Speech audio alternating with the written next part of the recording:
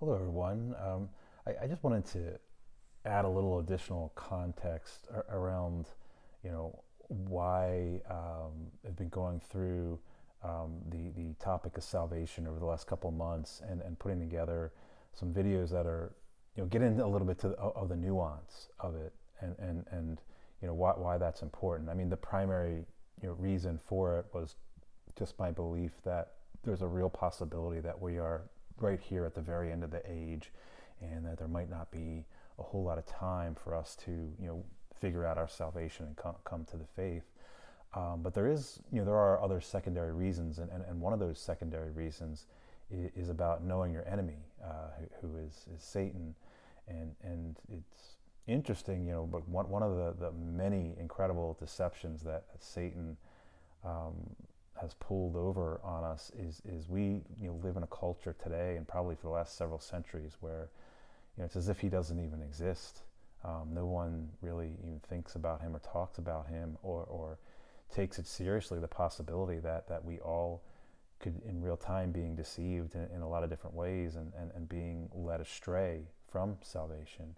So just to give like a little extra background on that, Satan, from what I understand, the Bible seems to indicate that the angels were created before humanity was, and and Satan. I don't know if he was the first angel created, but he was certainly the best, the most talented, the most beautiful, the smartest.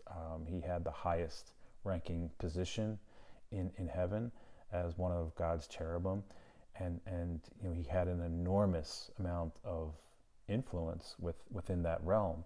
And supposedly over time, um, he was so well highly regarded and so well respected that his pride started to get to him, and he started to develop some arrogance, and eventually he wanted people to start worshiping him in the same way that the angels were worshiping God, and he basically wanted to become and usurp God himself, and he started to rebel against God, and started trying to convince other angels to do the same. And angels are a lot smarter than us humans, at least in this current stage of our existence. I mean, we're like little babies compared to them and compared to God. And Satan is so smart that he actually convinced about a third of the angels to rebel against God and come with him. And so this is an adversary that is far superior to us, and far more advanced than we are. And so he convinced Eve to partake in the tree of the knowledge of good and evil. And he has, been in the background, roaming the earth for the last 6,000 years, trying to tempt us, trying to pull us astray, to lead us away from salvation, doing lots of other things. And so there's a lot more to the story. He's tried a lot of different strategies. There was the very first prophecy was in the Garden of Eden, in I think it was Genesis chapter 3 verse 15, where once Eve and Adam and Eve both like ate of the tree, God made this prophecy that um, uh, Eve's seed, basically humanity's seed, and Satan's seed would be at enmity with each other for the rest of the ages to come. And on a side note, that's an interesting that he mentioned specifically Satan's seed. Like what is that exactly? And that's a whole nother topic that could be saved for a future time. But in any event, Satan hates us. He hates us because first of all, he wants to be God. He, again, was the number one angel, and God created humanity in his own image to one day judge and rule over the angels. That is one of the things that we're going to do when we get into heaven, is some of us are going to be actually judging and ruling the angels. And so this absolutely incensed Satan. He hates us. He despises us. All of the torture and horrific things that have happened to humanity have all been led through ultimately by Satan. Obviously it's human beings that are doing this stuff, but Satan is real, and the fallen angels are real. And there's a large number of them. And back in Genesis 6, before Noah's time, or earlier on in our existence, these fallen angels were actually tempted by human women. They lusted after them, and so they actually supernaturally somehow, I don't know how they did it exactly, the Bible doesn't say, but they supernaturally chose women to be their wives, and they mated with them, and their offspring didn't have the growth inhibitor gene like in today's humans. From what I understand, what stops us from growing, like once we continuing to grow once we reach adulthood, comes from the male genes. And so it's like a growth inhibitor gene. But since the male in this particular relationship was an angel, there was no growth inhibitor gene. And so these offspring grew, some of them, according to the Apocrypha, grew to over 450 feet tall. But some of the ones mentioned in the canon in the Bible were anywhere from like 9 to 18 feet tall.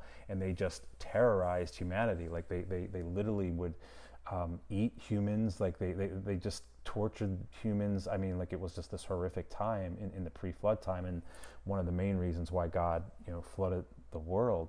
And so what happened to these Nephilim is they all died off as part of God's judgment. But since they were a sort of hybrid of a human being and an angel, they have these disembodied spirits. So they died physically, but their spirits are eternal. And so what we see today as, what people talk about demons, who, for those of you who believe in demons, and the Bible indicates that demons do exist, those demonic spirits are the spirits of the Nephilim. These Nephilim spirits still have human desires, like they're thirsty and they're hungry and they have lust and they have all these feelings, and they can't satisfy them because they don't have their bodies anymore to satisfy them. So they're always trying to possess human beings so that where they can satisfy these cravings, at least temporarily. And so that is, so there's a lot of this demonic realm that exists, and Satan is sort of the leader of everything. And so I just wanted to share that Satan is so smart and he's so subtle. Like one of his primary deceptive weapons is subtlety. And so there's reasons to believe that Satan was behind creating all these different church denominations. Satan was behind creating other religions. Satan was behind sort of really muddying the waters of, what's the correct religion, and then even within Christianity, what is the correct, version of salvation or correct doctrines. He's been behind that. And so there is a subtle difference between salvation through faith alone and salvation through faith and then just trying to be a good person, and by believing that, you need to do these good things for your salvation. It's a very subtle difference, but that's what Satan does. And it's very important that my point is, going through these nuances and going through some of these fine details around salvation, to me is relevant and meaningful because of Satan, because the way Satan has sort of convoluted everything in the most subtle of ways, and because he's trying to take down as many human beings as possible. So I just want to give a little bit of extra context around that, and encourage all of you to really consider what is precisely the correct, doctrine of salvation. Pray on it, study it on your own. Go back. Feel free to go back and watch some of the videos I put together, and reference some of the links that I have in some of those videos. There's some people who are a lot smarter than I am who talk about what the true gospel is. And again, just a reminder, I'm just a human being. I'm just trying to do my best that I can in my limited human abilities to understand what the gospel is. I'm just presenting the way I see it. I don't know with any level of certainty that I'm correct, but I obviously believe strongly that I am. Otherwise, I wouldn't be making these videos. But in the day, I don't want you to take my word for it. I hope that you would pray on it, and make your own decisions. But I'm here to support any of you. If any of you have any prayer requests, I'm here for you.